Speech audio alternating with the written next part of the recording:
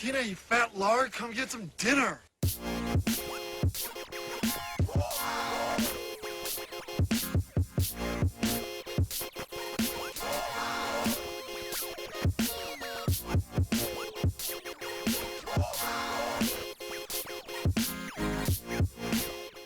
Good evening and welcome to another Beer Time with Betsy. Tonight we have this Champagne Velvet, but that's all it says. It just says beer. Champagne Velvet brand beer.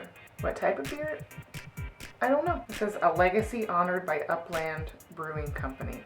I don't exactly know what that means. I've never heard of any of this. So it says the beer with the $1 million flavor. Now I chose this because it better have $1 million flavor. That's all I'm saying. Well, we're just gonna drink it and find out. Nice little red top. It looks very plain, and that's why I decided to get it, because I want to know why they decided to, have such a plain looking beer. Heck, I don't know. I literally can't even get this off of here. Let's have a sniff, shall we?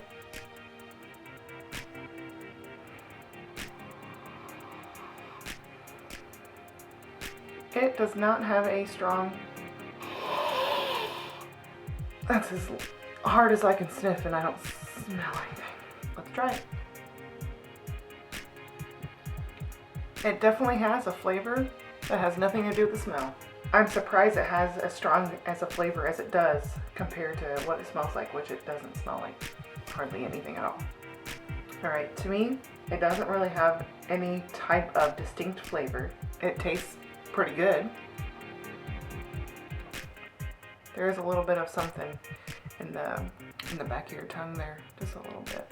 Yeah, I'm not sure about this one. It has a nice fizz to it. Like, I can still feel it on my tongue. Many moments afterwards, I still feel like the tingle on the tongue, you know what I mean? Some beers don't do that, you drink them down and the fizz is gone. There's no like after effects of it or whatever, but this one, there's some after effects.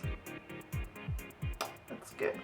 Like I said, not too distinct, but it tastes pretty good, so that's good.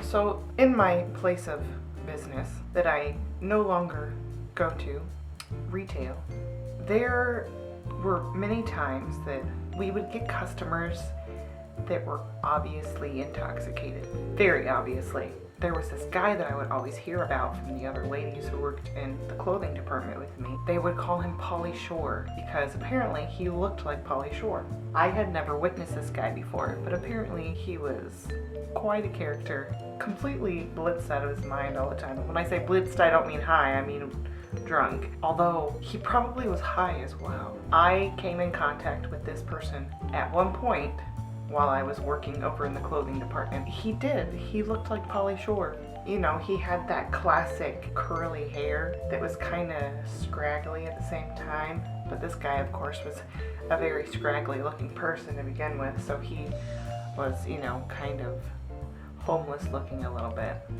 Not gonna lie. He was really short, really skinny, kind of hunched his shoulders a little bit, and had his hands in his pockets like he had his hands just glued to the inside of his pockets. And he walks up to me and he says, "I'm looking for some pants." Of course I'm like, "Yeah, we've got plenty of pants. What kind are you looking for?" "Ones that'll fit me." "What kind of, what size do you wear?" "A 29. And I'm like, "Oh, that's really small. Let me see if we have that size, because I'm not sure if we have that exact size." I'm trying to starve myself to death. I don't know how to respond to something like that. So what do I do when I'm put in a situation where I don't know how to respond because the person is being either morbid or talking about something that makes me uncomfortable? I kind of laugh. I just laugh it off and I say, "Oh, haha, oh my God." And he goes, "Yeah, oh my God." So then I walk him over to the jeans, which I know we don't have his size. I pointing out, the wall of jeans and all that. And I'm like talking about the different ones. And the whole time, he's not even looking at the jeans. He's just staring at me like this. I don't know how to respond to that. So I ignore the fact that he's just staring at me creepily. And I keep talking about the jeans. And he's like, "So you don't have the jeans that I need?" No, sir. I'm sorry. Looks like we don't have the size that you need."